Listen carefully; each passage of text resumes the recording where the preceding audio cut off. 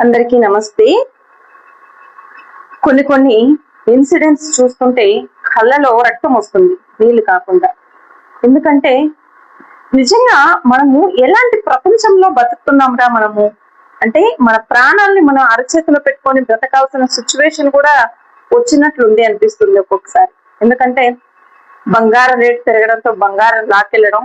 ఇప్పుడు రీసెంట్ గా చూస్తే ఒక అమ్మ చెప్తుంది, తన కొడుకు ఫుల్ గా తాగొచ్చి నా పెళ్ళం లాగా నువ్వు నా పక్కన పడుకో, నాకు కావాలి నువ్వు అని చెప్పి అబ్యూజ్ చేయడం గాని, ఇంకొకటి భార్యను తన బిడ్డతో చేతిలో పట్టుకుని ఆమె నరకడానికి ఒకటి వచ్చేసి కొడవలు తీసుకొని వెళ్తున్నాడు చంపడానికి. ఇంకొకటి తలలో నరికే స్టేషన్ కి తీసుకొచ్చి ఇస్తున్నారు కొందరు. ఇంకొక సిచ్యువేషన్ కోయంబత్తూరులో జరిగింది చూస్తే, ఆ పాపకు చెవులు లేవు, ముక్కు లేదు, ముఖము అసలు లేదు. రేప్ చేసిన తర్వాత వాడు చేసినటువంటి దుర్మార్గపు పని ఒక క్రూరమైన జంతువు చేస్తుంది చూడండి, ఆ జంతువు లెక్క చేశాడండి. ఇవన్నీ చూస్తుంటే నెక్స్ట్ జనరేషన్ ను మనం కాపాడగలమా? ఎందుకు ఇలా సైకోలాగా తయారవుతున్నారు? ఈ ఆల్కహాల్ ఏదైతే ఉందో దీన్ని పూర్తిగా గవర్నమెంట్ బ్యాన్ చేయాలి అని చెప్పేసి అనిపిస్తుంది నిజంగా. ఎందుకంటే ఇటువంటి దుర్మార్గపు సమాజంలో మనం ఎలా బ్రతకగలం? మన తర్వాత మన పిల్లలకి సేఫెస్ట్ ప్లేస్ ఎక్కడుంది అనేది మనము ఆలోచించాల్సిన పరిస్థితులు వచ్చాయండి.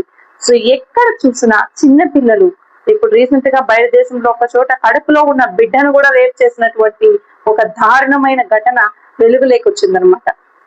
అసలు నిజంగా చెప్పాలి, గవర్నమెంట్ దీనికి ఎలాంటి చర్యలు తీసుకుంటుందనే తెలియలేదు.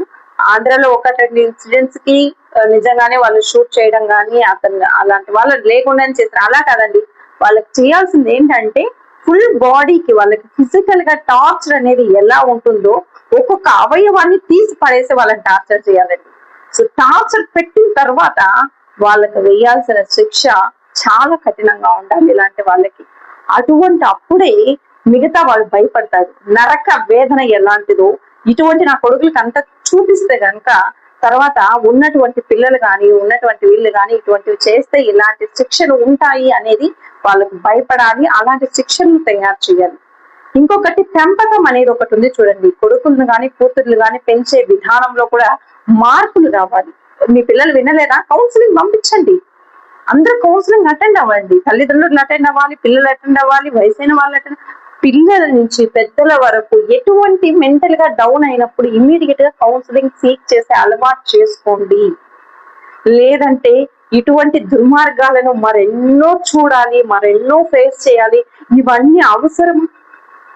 ఇక్కడ తీర్చిదిద్దడానికి గవర్నమెంటో చేసేదే కాదు, మనం కూడా చేసుకోవచ్చు. మన చుట్టూ ఉన్న మనుషులు ఎలా ఉన్నారు, వాళ్ళ భావాలు ఎలా ఉన్నాయి, ఒక సైకోలాగా ఉన్నాడా, మనిషిగా ఉన్నాడా మనం చూసి అలాగే సైకోలాగా బిహేవ్ అవుతున్న వాళ్ళందరినీ కౌన్సిలింగ్ పంపించండి. మెడికేషన్స్ ద్వారా కొందరిని బయట తీసుకురావచ్చు, కౌన్సిలింగ్ ద్వారా వాళ్ళ హ్యూమానిటీని బయట తీయచ్చు. ఇవన్నీ ఉన్నాయండి. దయచేసి అందరూ ఆలోచించండి. చాలా బాధేస్తుంది ఇటువంటి సన్నివేశాలు చూసి.